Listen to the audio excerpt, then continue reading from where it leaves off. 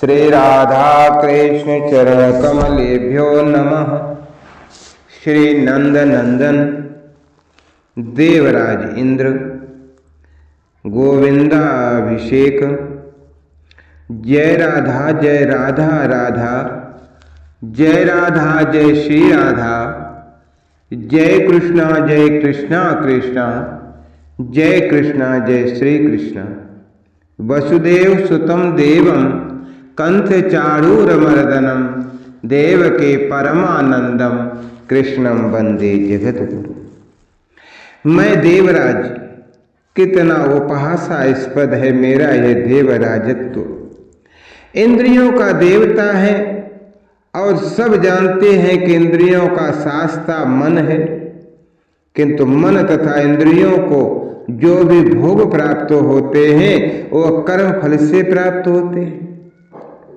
अतः कर्मेंद्रियां कर का अधिदेवता इंद्र प्रधान मान लिया गया। स्वर्ग में भी सबको कर्म का भी फल भोगना है। अतः यहाँ अमरावती का अधिपति भी यही कर का अधिदेव इंद्र ही तो है। ये औपचारिकता भी आज प्राय समाप्त हो गई। पुरुषोत्तम ने अपने कर पर पर्वत प्रतिष्ठित करके प्रत्यक्ष कर दिया कि क्रिया शक्ति के भी वास्तविक अधिपति वे ही। श्रुति उन्हीं का इंद्र नाम से स्तवन करती है। मैं मोहवश ही उसे अपनी स्तुति मानता रहा। इंद्र का लोकपाल पद क्या, जब मेरे प्रलय पयोदों के पास भी पानी की बूंद तक नहीं और न उसे पाने की कोई प्रत्याशा है। वर्षा से पृथ्वी बीजों को अंकुरित करती है, अन्न होता है, तब अन्न से यज्ञ संपन्न होता है। जो जल वृष्टि कर सकेगा, यज्ञ का स्वाहाकार उसका स्वत्व होगा। अब उसमें इंद्र का क्या रहा। और जब इंद्र यज्ञाहुति से ही वंचित हो गया, सूर्य से अपना अधिपति स्वीकार करेंगे। पृथ्वी के प्राणियों की चिंता मुझ विलासी ने कभी की है कि आज मैं उसे व्यग्र बनूंगा। पृथ्वी पर तो स्वयं अनंत अनंत ब्रह्मांडों के प्रतिपालक पुरुषोत्तम विद्यमान है। उनके अंशावतार ऋषभ देव जी के समय भी मैंने रूठ कर वृष्टि बंद कर दी थी, तो क्या बिगड़ा था उन्हें। मेरी कल्पना थी कि प्राणी अकाल से मरने लगेंगे तो मेरी स्तुति करेंगे, किंतु भगवान ऋषभ देव ने अपने योग बल से वृष्टि कर ली। मुझे अपनी कन्या जयंती देकर उन्हें जामाता बनाना पड़ा। अपनी अज्ञता के कारण मैं एक बार और भी तो अकाल उत्पन्न कर चुका हूं। भगवती आद्या ने अंगूठा दिखा दिया, पृथ्वी को वर्षा की कोई आवश्यकता ही नहीं। वे शाकांभरी बन गईं और अन्न फल शाक ही सीधे उनके शरीर से पूरी पृथ्वी पर बरसने लगे। उनके पाद पद्मों को पकड़कर मैं किसी प्रकार अपने पद की प्रतिष्ठा बचा सका। वे अखिलात्मक आद्या श्री कृष्ण की चंद्र की अनुजा हैं। इस बार पुरुषोत्तम प्रभु स्वयं समर्थ हैं और केवल संकेत कर दें तो पानी कहीं गया तो है नहीं, भगवान धूर्जित की जटाओं में ही तो है। संकेत पाते ही वे पिनाक पानी जटा झाड़ेंगे और पृथ्वी पानी से प्रसिक्त हो जाएगी। पुरुषोत्तम है पृथ्वी पर तो वहां सब प्राणी पूर्ण निश्चिंत निर्भय हैं। मुझे इंद्र की वहां किसी को क्यों पड़ी, मुझे अपनी पड़ी है। मैं अमरावती जाऊं तो मेरा सुर सम्मान करेंगे अथवा उपहास करेंगे। मैं जलहीन होकर अब किस बात का लोकपाल हूं कि लोकपालों के साथ बैठ सकूं। वरुण वैसे भी मुझसे सदा स्पर्धा रखते ही हैं। मैं असुरों की स्वीकृत सम्राट है और अब भी उनका ऐश्वर्य क्षुण्ण है। उनके सागरों में अनंत नीर है। कुबेर को भगवान महेश्वर भाई मानते हैं, अब वे वैश्रवण मुझे क्यों माने। श्री कृष्ण की सगी अनुजा विवाहने के लिए उत्कंठित यम अपना काल दंड उठाए इंद्र को और अपने नरकों में फेंकने जब तक नहीं आ जाते तभी तक मैं यहाँ भी अवस्थित हूँ। वायु दितपुत्र है। माता ने जिनकी उपासना के बल पर उन्हें देवता बना पाया, उन श्री हरि के वे होंगे या इंद्र का साथ देंगे। अग्निदेव मुझसे अप्रसन्न हैं ही, उन्हें अजीर्ण हुआ है। खांडवन वश कर पावे तब स्वस्थ हों, उनके इस उद्योग में मैं बाधक बनता रहा हूँ। मुझे पदच्युत देखकर वे प्रसन्न होंगे। कोई तो अब मुझे अपना साथ देने वाला दिखता नहीं। अमरावती अब मैं नहीं जाऊंगा, जा ही नहीं सकूंगा, जा ही नहीं सकता। सृष्टिकर्ता समर्थ है, अथवा श्री कृष्णचंद्र अपने अनुकूल चाहे जिसे इंद्र बना लेंगे। मैं ये अयोग्य सिद्ध हुआ, किंतु मैं पुरंदर अब कहाँ जाऊं, कहाँ स्थान पाऊं। मुझे तो पद टिकाने को भी कहीं ठौर प्रतीत दिखाई नहीं देता। पुरुषोत्तम के अपराधी को कोई भी कैसे अपने आसपास भी बैठने देगा। मैं अमरावती के द्वार देश पर ही ऐरावत पर बैठा चिंता मग्न था। सहसा चौंक गया। घंटे की धुन से आते प्रणव का सुमधुर सुर सुनकर दृष्टि उठाकर देखता हूँ कि सत सहस्र ज्योतिषना धवल प्रकाश राशि के मध्य कोई उज्जवल गो की आकृति उतर रही है। भय के कारण मेरा रोम रोम कांपने लगा। मुझे लगा कि भगवान भूतनाथ का महावृषभ है और उसी के कंठ में बंधे घंटे का ये सुर है। वे वृषभ ध्वज प्रलयंकर शूलपाण त्रिलोचन अब मेरा वध करने आ रहे हैं। ऐरावत से कूद कर भागने ही वाला था। जानता हूं कहीं भाग कर परित्राण नहीं, पुरारी के कर से प्रक्षिप्त त्रिशूल से, किंतु प्राण भय से भागने के अतिरिक्त उपाय और है क्या। पाय पुकार कर परित्राण तो पाने से रहा। पुरुषोत्तम द्वेषी को आस्तोष भी अब क्षमा नहीं कर पाएंगे।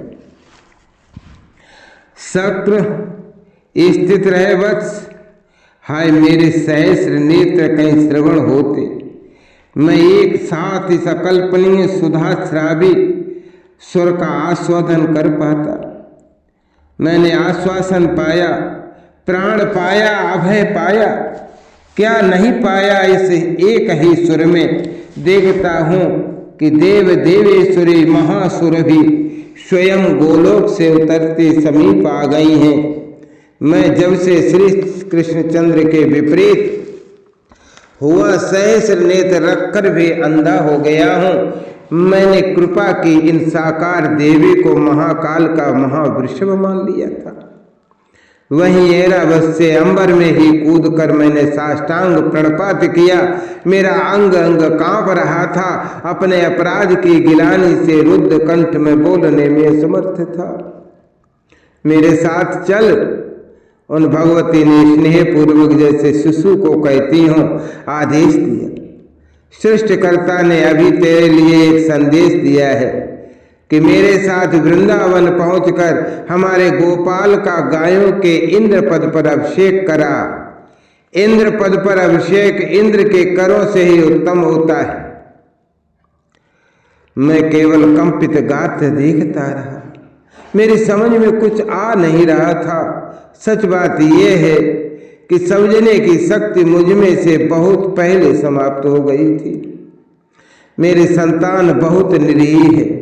मैंने देखा कि तू उन वाणी विहीन सर्वपालिका गायों के संहार पर ही उतर आया, तो तुझ पर उनकी रक्षा का दायित्व नहीं छोड़ा जा सकता। सुरभ के सुर में स्नेहपूर्ण उपालंब था। मैं अपने गोपाल के अतिरिक्त और किसी से क्या कहती। उसी से कुछ कहने गोलोक से चली थी। ब्रह्मलोक में ब्रह्मा ने मेरी पूजा की प्रार्थना की कि तुझे साथ ले जाकर श्री कृष्णचंद्र का गोपों गायों के इंद्र पद पर अभिषेक करा दूं। गायों का नित्य दायित्व केवल गोपाल पर ही रहे। मैंने कितना बड़ा अपराध किया है। अब मेरे मन को वाणी मिली, किस साहस से उनके सम्मुख उपस्थित हो सकूंगा। तू श्री कृष्ण से भी भय करता है? छी! सौरभ ने मुझे झड़क दिया। कृपा अर्णव कृष्ण प्यार करने के लिए है या भय करने के लिए? जिसे किसी का कोई अवगुण अपराध कभी देखना आता ही नहीं, तू उसके सम्मुख पहुंचने में भी कातर होता है। ऐरावत पर बैठ, चल मेरे साथ, मैं साथ चल रही हूं। आदेश के उल्लंघन की अशिष्टता अशक्य थी। मैं किसी प्रकार ऐरावत पर बैठकर चल पड़ा। मेरा ऐरावत इतना अल्पकाय लगा जैसे भगवती सुरभि का सद्य जात शिशु हो। इससे मैं ऐरावत सहित उन तेजोमयी के पीछे सरलता पूर्वक छिपता आ सका। वो बैठा है मेरा गोपाल, देख। सहसा सुरभि देवी ने मेरी ओर मुड़कर कहा, अब तू उसके समीप चला जा और क्षमा मांग ले। मैं तब तक अपनी संतानों से मिल लेती हूँ। ये ऐरावत इतने में ही अपनी 8 सूंडों में अमरावती से स्वर्ण घट लेकर आकाश का गंगा जल भर लावेगा। श्री संकर्षण के साथ सब गोप बालक कुछ दूर थे।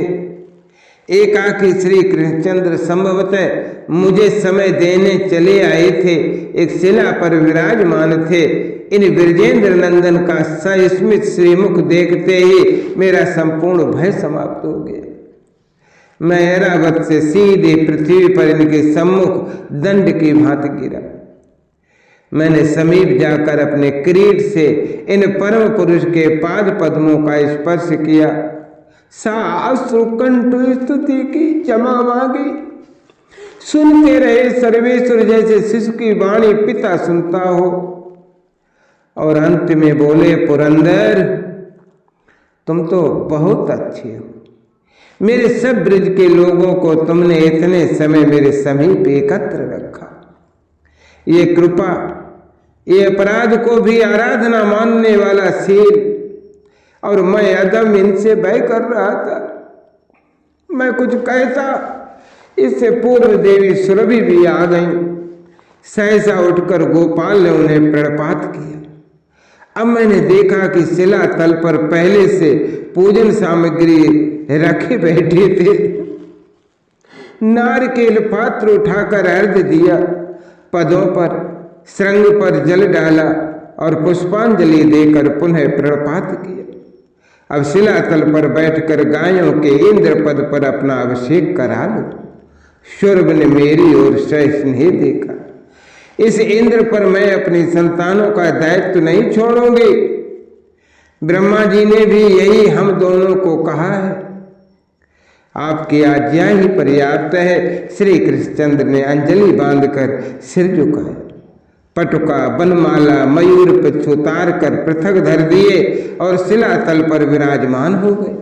देवी सुरभि आकाश में ठीक उनके ऊपर इस प्रकार हो गई कि उनके चारों स्तनों से झरती दुग्ध धारा श्री कृष्णचंद्र को सिंचन करने लगी। ऐरावत ने मुझे अवसर नहीं दिया, ये उत्तम ही हुआ।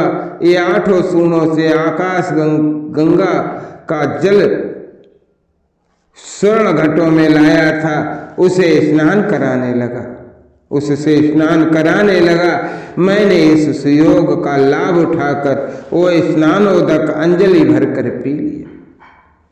सुधा में ऐसा स्वाद कहा, किंतु हंसकर पुरुषोत्तम ने रोक दिया। बस स्नान समाप्त करके वस्त्र परिवर्तन करके बैठे तो अभिषेक के अनंतर मैंने कहा, अब आप गायों के इंद्र गोविंद हो गए हैं। अब श्रावण भाद्र केवल 2 मास ही मनुष्य मेरे लिए निश्चित मानेंगे। इनकी समाप्ति पर इंद्र काल समाप्त समझा जाएगा। भाद्र पूर्णिमा को ही इंद्र ध्वज आरोपित होगा। यति अपना चातुर्य मास व्रत समाप्त कर दिया करेंगे। इसी समय आश्विन और कार्तिक आपकी पूजा के मास रहेंगे। मार्गशीर्ष पहले से ही आपका मास है। आश्विन में सरिता सरोवरों का जल स्वच्छ हो जाया करेगा, कमल खिला करेंगे। अभी आपको और भी कुछ कहना है? ब्रजराज कुमार ने मेरा संकोच देखकर कहा। एक प्रार्थना और है। क्या? कुंती देवी के उदर से उत्पन्न मेरा एक पुत्र है, उसका नाम अर्जुन है। आप उसे भी अपना सखा स्वीकार कर लें,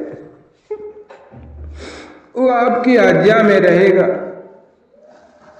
मैंने बद्धांजलि विनम्र होकर विनय के पुत्र पिता का प्रतिनिधि होता है, मैं समझूंगा कि आपने मेरी सेवा स्वीकार कर ली। तथास्तु पूरी गंभीरता से कहकर प्रभु हंसे। अर्जुन तो मेरा नित्य सखा है, मैं उसकी रक्षा करूं। भगवती सुरभि ने ही संकेत किया कि मैं अब वहां से हट जाऊं। मैं अदृश्य बन गया। गोविंदा अभिषेक की ये पावन तिथि कार्तिक शुक्लाष्टमी अर्थात तो गोपाष्टमी धन्य है। मेरा हृदय अभी इसी भाव में अभिभूत था कि गोप कुमार हंसते दौड़ते आए। पीत कछनी नीलांबर उत्तरीय कुमार ने आते ही कहा, गोविंद तूने यहाँ स्नान किया? अपने संबोधन से स्वयं वो इतना प्रसन्न हुआ कि ताली बजाकर नृत्य करने लगा। उसके साथ सब बालक ताली बजाने और नृत्य करने लगे। गोविंद गोविंद गोविंद गोपाल, गोविंद गोविंद गोविंद नंदलाल, गोविंद गोविंद गोविंद भाई, गोविंद गोविंद केशव कन्हई। मुझे आश्चर्य हुआ, इस गोप बालक को मेरे द्वारा अभी अर्पित ये नाम कैसे और किसने बतलाया होगा? मैंने तने प्रतीक्षा की और उनके परस्पर संबोधन से जान लिया कि वो भद्र है। मैंने उसे अकेले पाकर पूछा, भद्र तुम्हारे सखा का गोविंद नाम किसने रखा? मैंने। भद्र ने बिना संकोच कहा, अभी अभी तो रखा है, ये नाम अच्छा नहीं है क्या? नाम तो अच्छा है। मैंने कहा, इसका अर्थ होता है गायों का इंद्र। तब तो सचमुच अच्छा नाम है। भद्र प्रसन्न हुआ। वो कोई आकाश का देवता इंद्र है, खम्भे में बैठने वाला? वो अच्छा नहीं। उसे तो ये भी पता नहीं कि कब कहाँ कितना पानी बरसाना है। गायों का, हम गोपों का भी इंद्र एक हमारा कानून ही रहेगा, ठीक है। लेकिन क्या वो इस नाम से बोलेगा? मैंने हंसकर पूछा, तुम कौन हो, कहाँ के हो? लगते तो तुम कोई देवता हो। कैसे देवता हो, इतना भी नहीं जानते। अब भद्र ने मुझे नीचे से ऊपर तक भली प्रकार देखा। हमारे कनु को पता कहाँ है कि उसका क्या नाम? हम उसे कनु, कन्हई, श्याम, नीलांबर, मुकुंद, केशव, माधव, मोहन, कृष्ण, नीलमणि, कान्हा, कितने नामों से पुकारते हैं। अब मैंने गोविंद नाम रख दिया। तुम्हारे मन में आए तो उसे गोली, गोलाल, योगली, गुगुली कुछ भी कहो, वो किसी भी नाम से बोलेगा। मैं उसे भद्र कहूँ तो?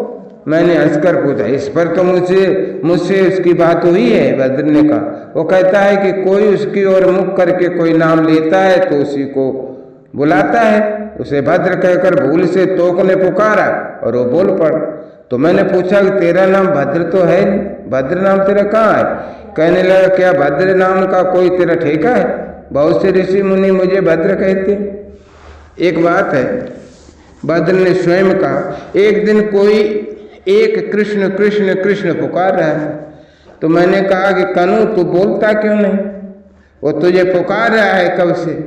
कहने लगा, संसार में जन कितने कृष्ण होंगे, मेरी ओर पीठ करके क्यों पुकारता है? यदि मुझे पुकारना होता, हमारे कनु की ओर मुख करके किसी नाम से पुकारो हो तो झट बोलेगा। मैया उसे नीलमणि कहती है, कभी क्रोध से बानर बंधु कहती है, उत्पाती भी कहती है, मेरे पिता नटखट कहते हैं, गोपियों ने तो कई नागर कहती हैं। वो सब नामों से हाँ करता है ना। मैंने भद्र को गुरु माना और हाथ जोड़े तो गोप कुमार हंसता हुआ ताली बजाता भाग गया। जय राधा जय राधा राधा, जय राधा जय श्री राधा, जय कृष्णा कृष्णा, जय कृष्णा जय श्री कृष्णा, जय कृष्णा जय श्री कृष्णा।